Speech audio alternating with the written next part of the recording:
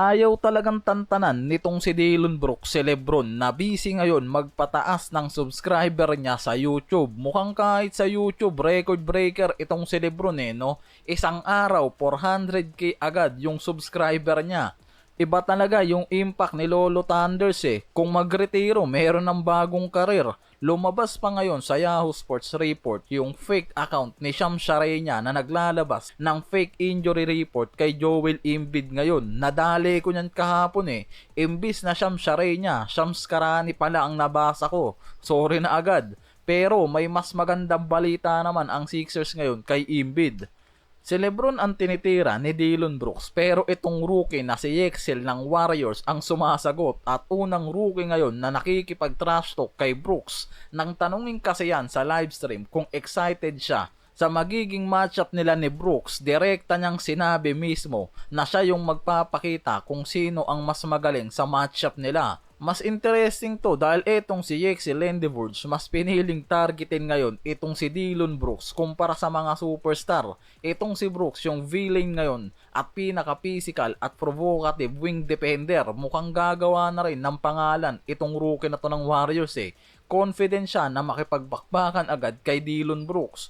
Mukhang hindi lang rin naman puro salita yung rookie na to ng Warriors na galing sa 11th overall pick. Summer League pa lang may pinapatunayan na Meron siyang 14 points per game, 6 rebound, 4 assists sa 6 na games nila. Dinala niya ang Warriors sa 5-1 record sa Summer League Championship at siya mismo ang 2026 Summer League MVP. Sa championship game kontra sa Memphis, nagtala siya ng 21 points, 10 rebounds, 2 steal. Kabilang yung clutch shot niya sa closing minutes kaya understandable naman kung bakit mataas yung confidence niya. Parang pinagtanggol lang rin kasi ng rookie na to ang Warriors. Ayaw magpaduro lang. May history na talaga kasi itong si Brooks sa Warriors kahit kay Kyrie at Green pa nun. Yan yung pinaka-interesting na sinabi ni Lendevorge. May matagal ng bad blood si Brooks sa Warriors mula pa nung panahon niya sa Memphis. Naging controversial pa nung 2022 playoff series nila yung kabilang na fall niya kay Gary Payton II na tinawag ni Steve Kerr na broke the code. Nung lumipat naman siya sa Houston Rockets, nagkaroon din agad ng confrontation yan at verbal exchange kontra dito kay Draymond Green nun. At nung 2026 playoffs pa, sa report gusto rin ni Brooks na makaharap ang Warriors, partikular na binanggit niya yung pangalan dyan ni Stephen Curry, Draymond Green. Hindi rin nakawala itong head coach nilang si Steve Kerr Kaya ngayon si Lendevorge ang bagong Warrior na nagsasabing ako na yung haharap sa kanya.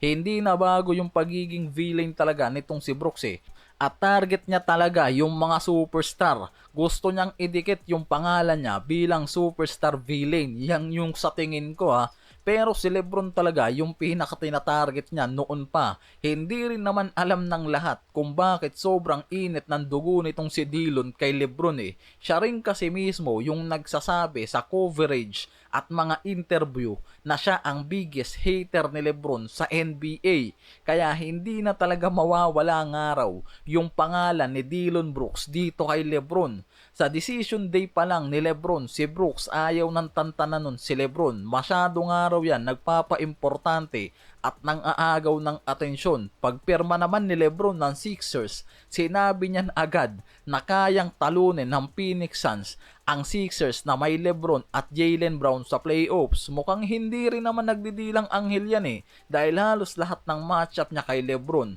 It's either nilalampaso siya o inaabot siya ng ejection sa game. Yan yung sumpa sa kanya.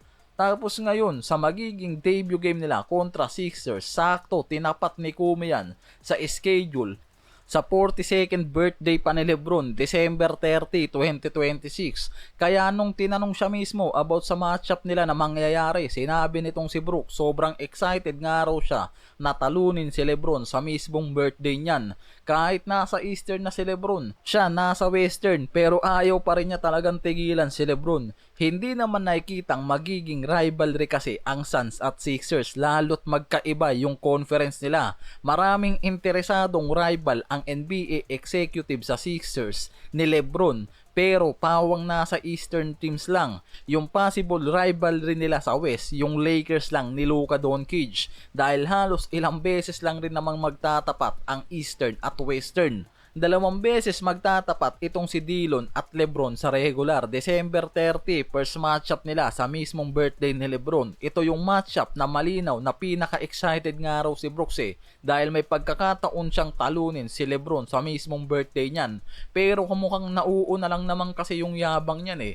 Second game nila, February 17, 2 buwan yung pagitan sa home court naman ng Sixers. Kaya may dalawang pagkakataon si Brooks na patunayan yung sinabi niya. Isang beses sa Phoenix at isang beses sa Sixers. Yan kung mangyari man yung sinasabi niya. Hindi lang naman ito yung high profile games ni LeBron mas marami pang storyline unang season niya sa Philadelphia, kaya itong si Brooks ayaw umalis talaga sa pangalan ni LeBron habang lalong umiingay na naman siya sa Eastern. October 30, Sixers kontra sa Knicks, Madison Square Garden. Opening night yan at championship banner night ng Knicks. November 6, babalik sila kontra sa Cleveland naman. December 25, Los Angeles ang darat na nila kontra sa Lakers sa Christmas Day. December 30, showdown nila ni Dillon Brooks. Tapos February 17 na uli sila magkikita Kaya ang scheduling ng Sixers malinaw na puno ng marquee games. Hindi lang basta basketball ang attraction. May reunion, rivalry, former team storyline at potential final season narrative kay LeBron. Sa tingin ko yung pinakamahalagang point talaga nitong si Brooks ngayon, hindi na talaga matatapos yung rivalry niya kay LeBron. Kahit umalis na yan sa Western, nagbago lang talaga yung settings Nung Lakers pa lang kasi si LeBron, si Brooks nasa Grizzly at Suns na nun, mas madalas mag-abot yung mga to sa Western. Ngayon, mas magiging bihira na pero dahil LeBron is still LeBron at Brooks is still Brooks, bawat meeting pwedeng maging headline pa rin Si LeBron, wala naman nga raw kasi talagang pakialam kay Brooks Walang mga statement si LeBron about sa kanya. Hindi rin siya gaanong binibigyan ng atensyon niyan sa media at interview. Kaya parang lalong nag-iinit sa kanya itong si Brooks Hanggang ngayon, humihingi ng atensyon niyan sa kanya. Pero wala siyang pakialam. Parang mas nagpo-focus pa nga ngayon itong si LeBron sa YouTube career niya kung magretiro man siya Kaya yung mga analyst parang ginagawa na lang katatawanan Dillon Brooks versus LeBron James birthday edition yung ginagawang diss nga raw niyan.